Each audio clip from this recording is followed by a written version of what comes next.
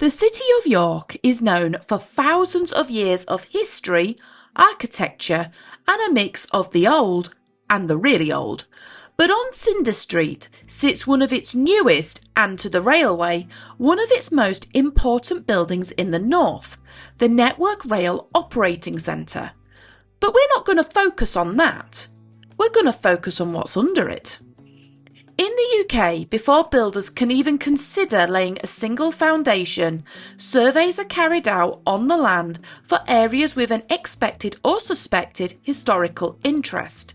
It is a requirement of planning law to have an archaeological survey performed.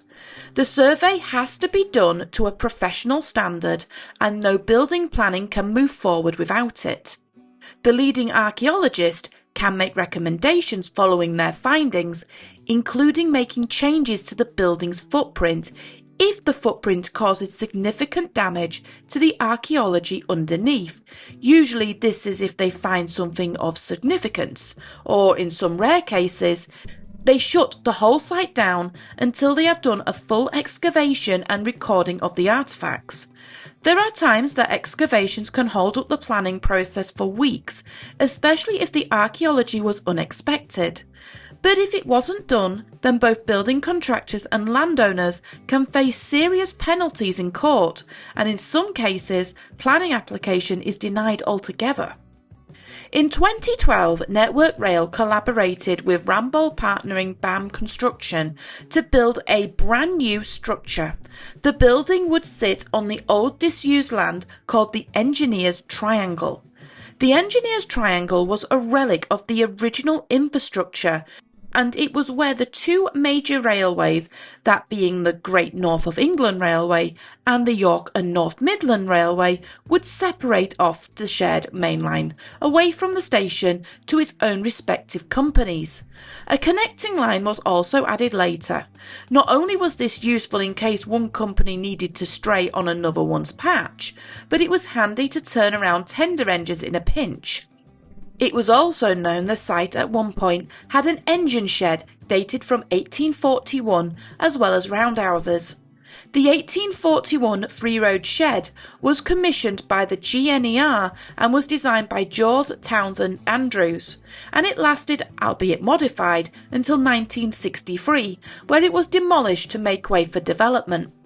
When it became clear York was going to be a huge railway hub, and after the markets had settled, a new roundhouse was commissioned, with a second building shortly after. Each structure would house up to 16 engines at a time, with a 42-foot turntable at its centre. Through a retaining wall and an archway, both roundhouses were connected, and the original roundhouse served engines and later facilitated wagon repair until 1921, when it was destroyed by a fire. The other roundhouse thankfully was unaffected and continued to run as a stable for engines until the end of steam and its eventual demolition in 1963.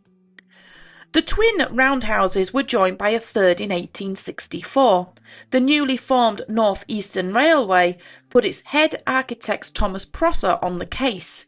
It would have 18 roads as opposed to the others 16. And instead of being round, the house was built to a polygon shape. To accommodate the larger engines, a 45-foot turntable was installed. Thomas also gave this new stable a bit of a flair and made it more than just a simple shed, a truly grand structure for great engines.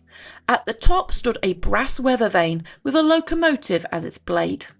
The shed was used for many years, not just by the NER, but the Midland as well. However, over time the roof was deemed unsafe, and eventually the once proud shed was nothing more than a storeyard for engines awaiting the chop. It was demolished along with the others in 1963. By 2011, there were still over 800 individual signal boxes in use across the UK.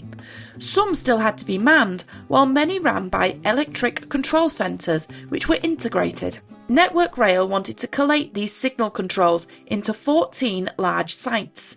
The largest site would be York, with the plan to control signals all the way through the North East region, all the way to King's Cross.